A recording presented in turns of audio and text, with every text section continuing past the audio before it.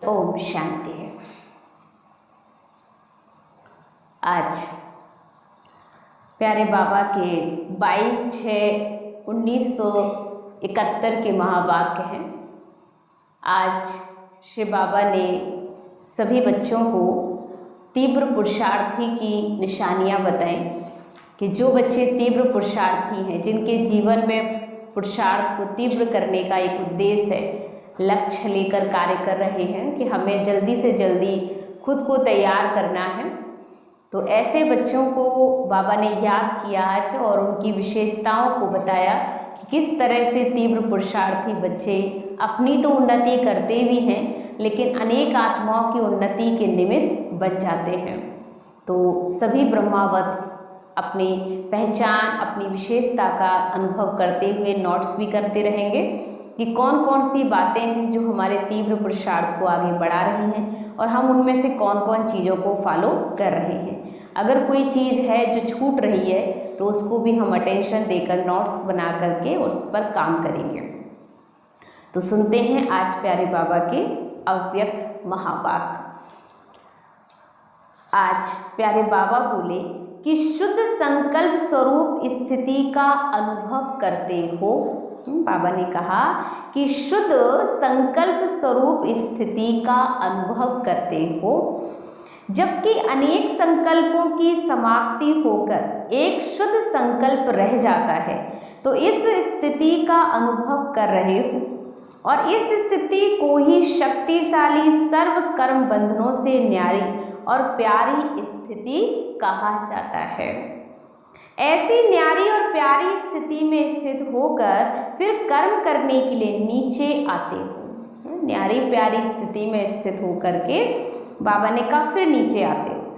जैसे कोई का निवास स्थान ऊंचा होता है, लेकिन कोई कार्य के लिए नीचे उतरते हैं, तो नीचे उतरते हुए भी अपना निजी स्थान नहीं भूलते।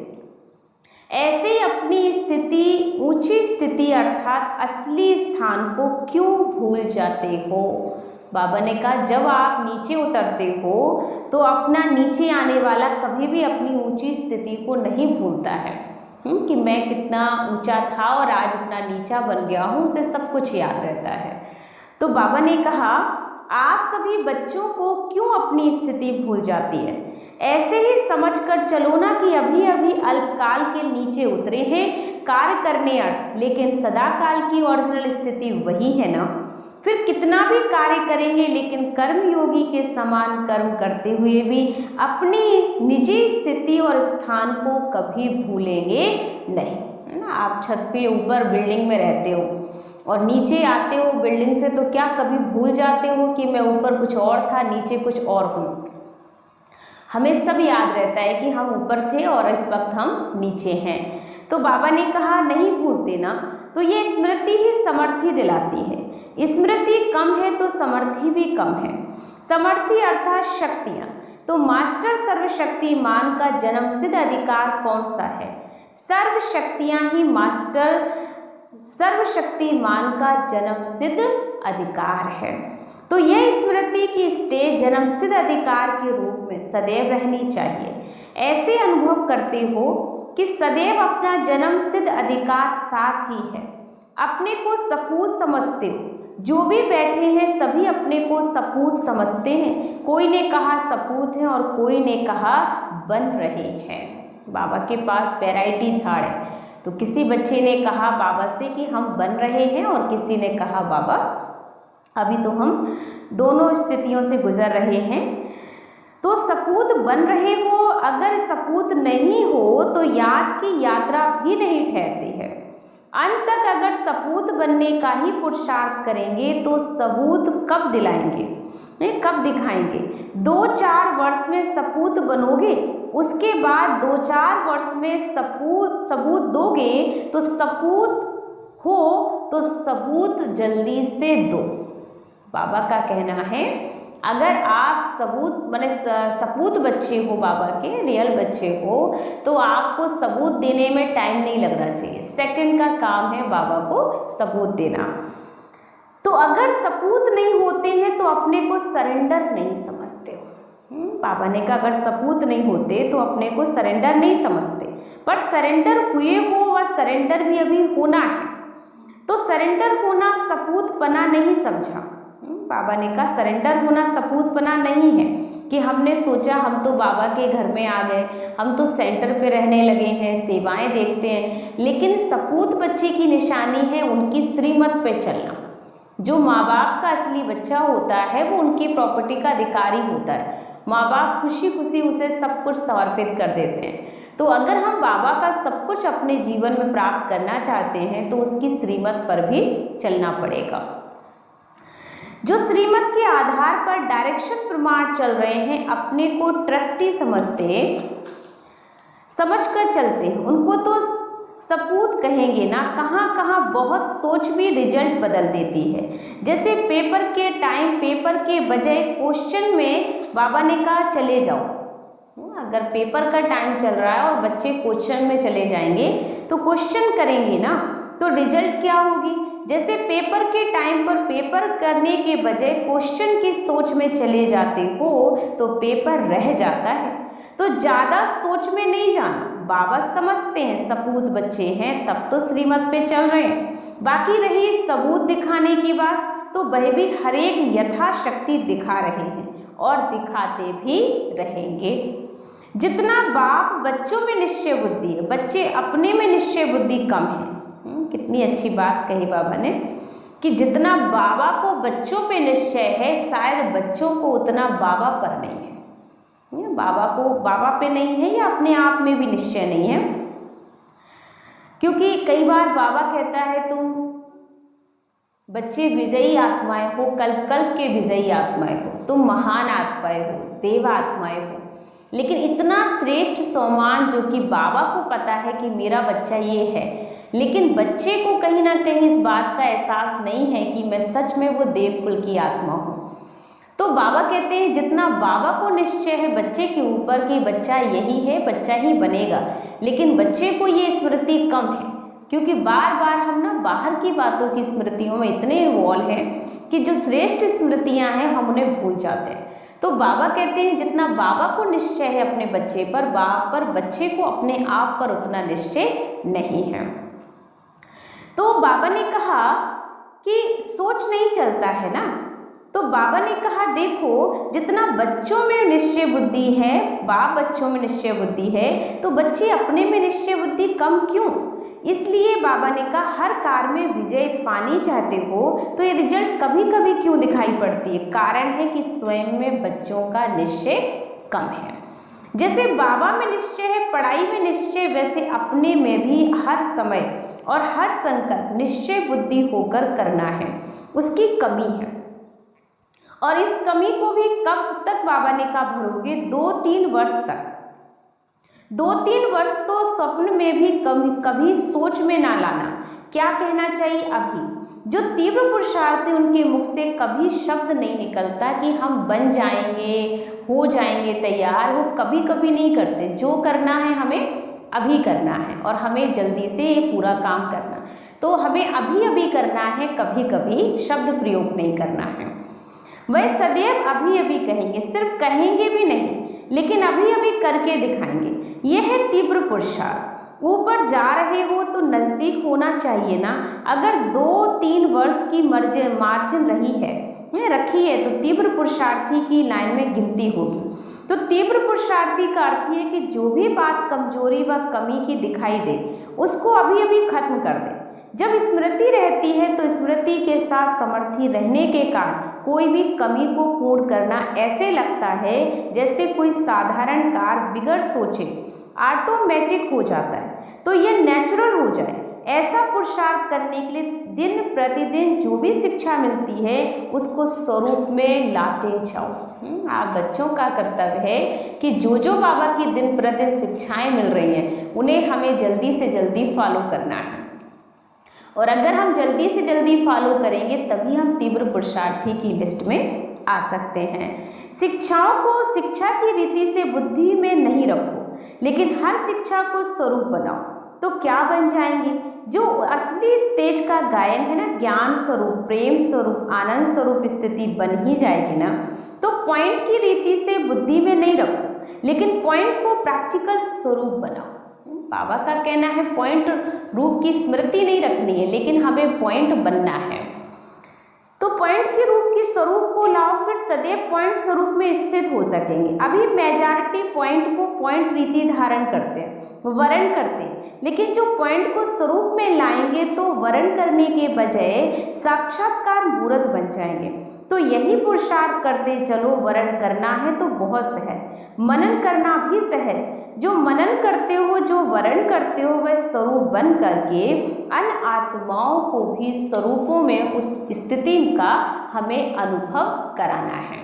क्योंकि जो वर्ण करना माने हम जो सुना रहे हैं लोगों को, तो हम जो सुनाते हैं उसको हमें स्वरूप में लाने का भी कार्य करना है। अगर हम उसे स्वरूप में नहीं ला पा रहे हैं तो बाबा ने कहा कि वर्ण का मतलब ही है कि मनन चिंतन होना चाहिए। और मनन चिंतन अर्थात जितना हम मंथन करेंगे, जितना मथेंगे बाबा की बातों को अपने अंदर, उतना ही हमारा स्वरूप जो है वो पावरफुल बन जाएगा। और जो पावरफुल स्वरूप हमारा बनेगा उसका रिजल्ट ये होगा कि हम तीव्र पुरुषार्थी की लिस्ट में आ जाएंगे, अनुभव की लिस्ट में आ जाएंगे। और अनुभवी के आगे सारी दुनिया झुकी जाती है। तो बाबा का यही कहना है कि अनुभव बढ़ाओ।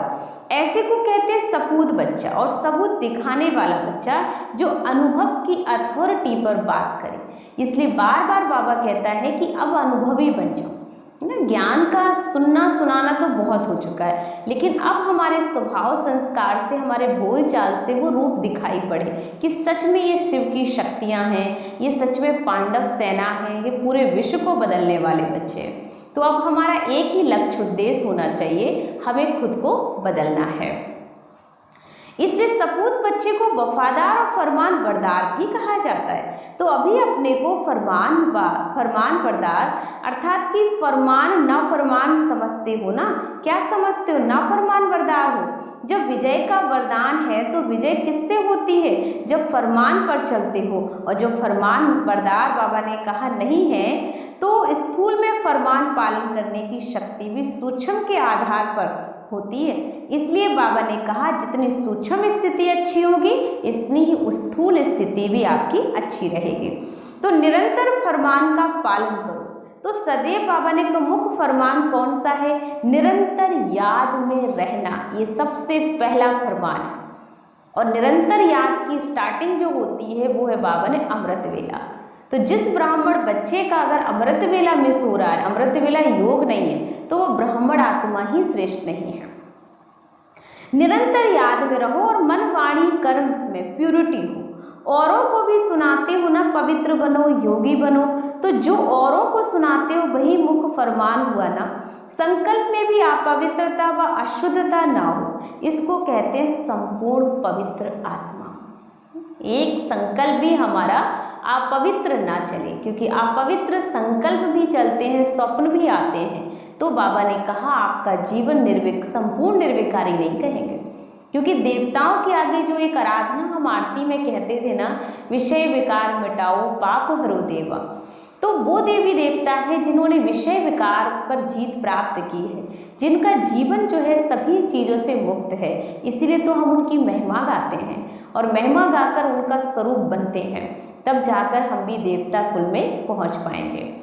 तो यही बाबा का अरमान है कि बच्चे अब संपूर्ण पवित्र बन जाओ। ऐसे फरमान बरदार, बाबा कहते हैं ऐसे फरमान वरदान बने हो ना। सारी शक्ति सेना पवित्र है, योगी है कि अभी बनना है निरंतर योगी होना। तो निरंतर अर्थात संकल्प में भी अशुद्धता नहीं चाहिए। निरंतर की विशेषता है कि संकल्प भी हमारा अशुद्ध नहीं हो, हर संकल्प शुद्ध होना चाहिए। तो अपने संकल्पों पे हम काम करें, दिन भर में अटेंशन देंगे कि मेरे संकल्प किसी भी आत्मा के लिए गलत तो नहीं चल रहे हैं। क्योंकि हम कहते हैं हम गलत करते नहीं हैं, लेकिन गलत चलाते हैं, तो वो उसी ही लिस्ट में आप काम कर रहे हो। क्योंकि एक सोचना वो ज़्यादा काम करता है, इतना स्पीड से काम करता है जितना आपका कर्म नहीं करता है। तो हमें ध्यान रखना है कि हमारे विचार अगर दूषित हैं, हमारे विचारों में गंदगी है, तो फिर बाबा कहते हैं कि शुद्ध दुनिया में चलने के हम अधिकारी कैसे बन सकते हैं। तो अपने संकल्पों को शुद्ध बनाओ, निरंतर बाबा की याद हो, संकल्प में भी अगर पुराने और अशुद्ध संस्कारों का टच होता है तो भी संपूर्ण प्यूरिटी तो नहीं कहेंगे ना। जैसे स्थूल भोजन भले कोई स्वीकार नहीं करते लेकिन हाथ भी लगाते हैं तो भी अपने को सच्चे वैष्णव नहीं समझते। अगर बुद्धि द्वारा भी अशुद्ध संकल्प व पुराने संस्कार संकल्प रूप में टच होते हैं तो भी संपूर्ण वैष्णव कहेंगे, कहा जाता ना। अगर कोई देखता भी है आकर्षक अकर्तव्य कार्य तो देखने का असर हो जाता, उसका भी हिसाब बन जाता। इस हिसाब से सोचो तो पुराने संस्कार व अशुद्ध संकल्प बुद्धि में भी टच होते हैं तो भी बाबा ने कहा संपूर्ण वैष्णव व संपूर्ण प्यूरिटी नहीं कहेंगे। बहुत अच्छी बात अटेंशन में दिला दी बाबा ने कि अगर आप संपूर्ण वैष्णव बनना वाले वैष्णव आत्माएं हो तो आपको ध्यान रखना है कि संकल्प में बने जो हमारा एक स्वप्न में भी हमारे संकल्प में अशुद्ध विचार नहीं आने चाहिए। अगर बाबा कहते हैं इम्प्यूरिटी चल रही है, बार बार हमें बुद्धि को टच कर रही है, हमारी इम्प्यूरिटी पुराने संस्कार हमें टच कर रहे हैं तो भी संपूर्ण वैष्णव नहीं कहेंगे, संपूर्ण प्यूरिटी नहीं कहेंगे। पुरुषार्थ का लक्ष्य कहाँ तक रखा है। अब सोचो, जबकि इतनी स्टेज तक जाना है तो ये छोटी छोटी बातें अब इस समय तक शोभती नहीं है। ये कोई बचपना नहीं है जो हम सोचते हैं कि चलो इतना तो चलते ही, हमने किया नहीं लेकिन हमने सोच लिया तो क्या जाता है। पर बाबा कहते हैं कि ये बचपना है और ये बचपना तुम्हें अब शोभा नहीं देता, क्योंकि इतने बाबा के पुराने बच्चे हो गए हो, इतने टाइम से यही खेल खेल रहे हो, तो कब ये खेल खत्म होगा, कब ये माया से आपकी युद्ध खत्म होगी। तो बार बार अटेंशन दिलाया बाबा ने कि अभी बचपन के खेल बंद करो बच्चे, कब तक खेलते रहोगे। वह कभी दिल होती है बचपन के खेल देखने की क्या, वहाँ ही रचना की और वहाँ ही पालना की और वहाँ ही विनाश कर दिया। जैसे छोटे बच्चे ना गुड्डा गुड़िया बनाते थे, कपड़े के बनाना और बनाकर शादी करना और फिर पूरा सजाना संवारना, बारात लाना और फिर उसके बाद जो है शादी के बाद घर लाएंगे, फिर उसके बाद उसे नष्ट कर देते थे। तो ऐसे ही बाबा कहते बच्चों ने भी ना ऐसा गुड्डा गुड़ियों का खेल बना लिया कि संकल्प खुद ही चलाते हैं, उनकी रचना करते हैं, उनकी पालना करते हैं, कुछ दिन सोचते रहते हैं और उसके बाद फिर उन्हीं संकल्पों को लास्ट में फिर विनाश करने की ओर बढ़ते हैं। तो कितना सारा टाइम वेस्ट होता है हमारा। तो बाबा ने कहा ये बचपन का खेल बंद करो, क्योंकि ये खेल आपको शोभा नहीं देता। तो वहाँ ही पालना की और वहाँ ही विनाश किया। ये कौन सा खेल कहा जाता? वह तो भक्ति मार्ग के अंधश्रद्धा का खेल हुआ। माया आएगी जरूर, लेकिन अब की स्टेज अनुसार, समय अनुसार विदाई लेने अर्थ आनी चाहिए, ना कि ऐसे रूप में आए, नमस्कार करने आए। अभी चलने की तैयारी नहीं करनी है, कुछ समय नमस्कार देखेंगे तो चल पड़ेंगे। इसलिए अब बाबा ने कहा सिर्फ अपनी तैयारी पर ध्यान दो। तो नमस्कार करने आई है माया भी, क्या आई है आपके पास? नमस्कार करने के लिए आई है। तो बाबा कहते हैं अब चलने की तैयारी पर ही आपका अटेंशन होना चाहिए, क्योंकि अब घर जाना है। तो माया आपसे नमस्कार करने के लिए आएगी, समय अनुसार चल पड़ेगी, लेकिन शक्तियों को सभी अनुभव करना होगा। तो बाबा कहते हैं बाप दादा भी इसका भी त्याग कर यह बच्चों में भाग पांडवों और शक्तियों के वरदान में देते हैं, इसलिए शक्तियों की पूजा बहुत होती है। अभी से ही शक्तियों को भक्तों ने पुकारना शुरू कर दिया है। आवाज सुनना आता है? Question mark. बाबा का कहना है कि क्या बच्चों को अपने भक्तों की आवाज़ सुनाई पड़ रही है? अगर आप जरा मंदिर में जाते होंगे, कभी कभी जो भी बच्चे किसी कारण से अपने पारिवारिक रूप में जाना होता हो, तो आप देखेंगे कि मंदिरों में कितनी भीड़ लगी हुई है, कितने भक्त जो हैं उस ईश्वर को आराधना कर रहे हैं, पुकार रहे हैं, तड़प रहे हैं अपनी भावनाओं को कह कर कि हे माँ दर्शन दे दे, हे देव हमें देवों के देव हमें दर्शन दो, हमारे सारे संकल्प पूरे करो। बहुत लोग बहुत परेशान हैं, टूटे हुए हैं, निराश हैं, और उन बच्चों की पुकार सुनने का कर्तव्य बाबा ने आप ब्राह्मण बच्चों को दिया हुआ है। तो ब्राह्मण बच्चों का यही कर्तव्य है कि मुझे खुद को पहले तैयार करना है। मेरी स्थिति अच्छी होगी तभी तो मैं अपने भक्तों की मुराद पूरी कर सकती हूँ। आज भी आपने मुरली सुनी होगी और उस मुरली में बाबा का यही इशारा था कि बच्चे आने वाले टाइम में लोग इतने आने वाले हैं आपके बीच में और आकर के आपसे बहुत सारे संकल्प, आपसे जो है भावना लेकर आएंगे और ये सारी भावना आप सब बच्चों को पूरी करनी होगी। लेकिन ये काम तभी पूरा होगा जब आप खुद तैयार होंगे। तो ये अटेंशन बार बार बाबा दिला रहे हैं, खुद को तैयार करो, खुद को अच्छा बना लो।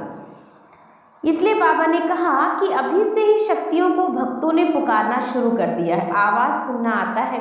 जितना आगे चलते जाएंगे उतना ऐसे अनुभव करेंगे जैसे कोई मूर्ति के आगे भक्त लोग धूप जलाते हैं, वह गुणगान करते हैं, वह प्रैक्टिकल खुशबू अनुभव करेंगे और उनकी पुकार ऐसे अनुभव करेंगे जैसे कि सम्मुख पुकार हो रही है। जो आत्माएं विशेष होंगी उन्हें उनकी पुकार सम्मुख अनुभव होगी, ऐसे लगेगा मेरे सम्मुख लोग पुकार रहे हैं। आज भी देखो एक बात बाबा ने जो कहा था कि भक्त बनाने, अपने भक्त चेक करो, अपने प्रजा देखो कि मैं राजा बन रहा हूँ तो मेरे साथ कितनी प्रजा खड़ी है। तो ये चेकिंग करनी है हमें कि मेरे भक्त कितने तैयार हैं। तो बाबा ने कहा अनुभव करेंगे जैसे वह प्रैक्टिकल खुशबू अनुभव करेंगे और उनकी पुकार ऐसे अनुभव करेंगे जैसे सम्मुख पुकार रहे हों। जैसे दूरबीन द्वारा दूर का दृश्य कितना समीप आ जाता है, वैसे ही दिव्य स्मृति दूरबीन का कार्य करेगी और यही शक्तियों की स्मृति की सिद्धि होगी। और इस अंतिम स्थिति को प्राप्त होने के कारण शक्तियों के भक्त शक्तियों द्वारा रिद्धि सिद्धि की इच्छा रखते हैं। जब सिद्धि देखेंगे कि तब तो संस्कार भरेंगे ना, तो ऐसा अपना स्मृति की सिद्धि का स्वरूप सामने आता है। जैसे सन सोच फादर है, वैसे ही रिटर्न में फादर बस सोच करते हैं। तो बाप दादा प्रत्यक्ष रूप में ये पाठ नहीं देखेंगे, लेकिन शक्तियों और पांडवों का ये पाठ है।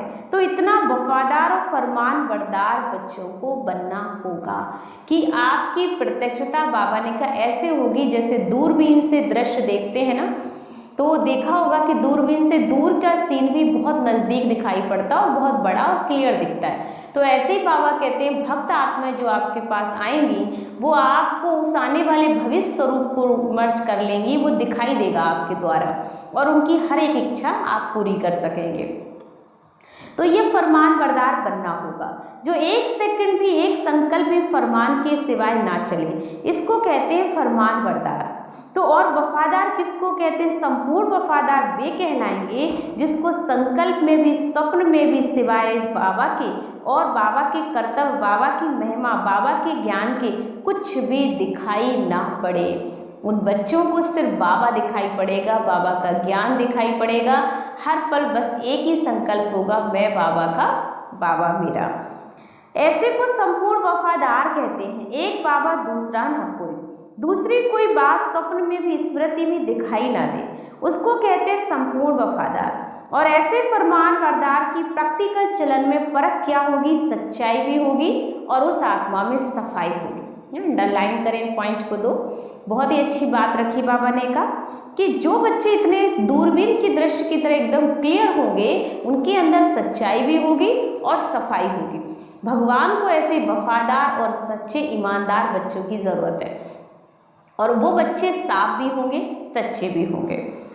तो संकल्प तक सच्चाई और सफाई चाहिए है। ये नहीं कि हमने कहा वाणी तक तो सही, हम वाणी में सफाई रखते हैं, लेकिन हम संकल्पों में भी सफाई रखते हैं। कहीं हमारे संकल्प तो गलत नहीं चलते किसी को लेकर के, हमारा मन में तो कोई विकार तो नहीं चलते हैं। हम किसी को सामने देखते हैं तो कहते हैं आप बहुत अच्छे हो, आपसे बहुत हमारा स्नेह है, आप तो बहुत अच्छे लगते हो।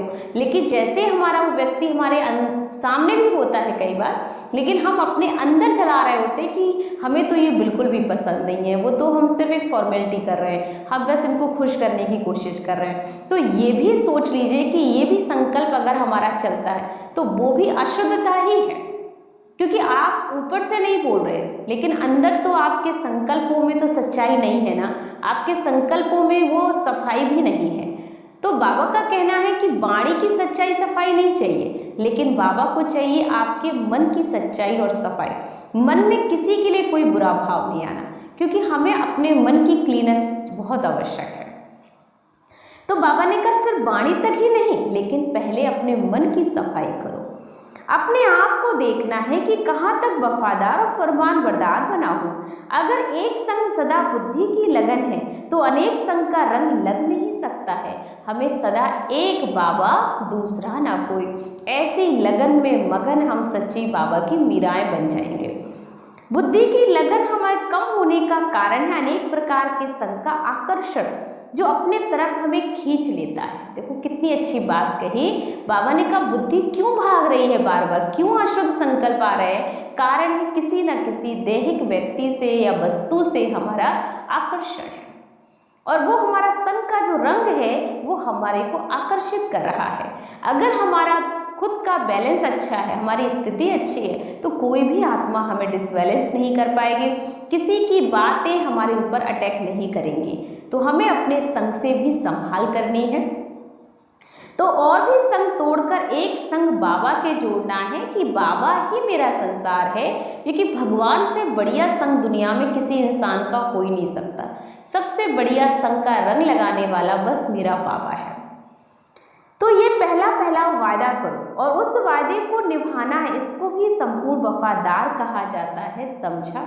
बाबा ने अटेंशन दिला दिया कि बच्चों को ये वफादारी का पहला ये पार्ट पक्का करना है कि हमको भी संकल्प में भी किसी के लिए कोई भी गलत विचार चलने नहीं चाहिए। हर आत्मा के प्रति हमारे शुद्ध संकल्प होने चाहिए, और हमारा ये वादा है भगवान के साथ कि एक संग जोड़ेंगे और अनेक के साथ अपना बुद्धि का योग तोड़ेंगे।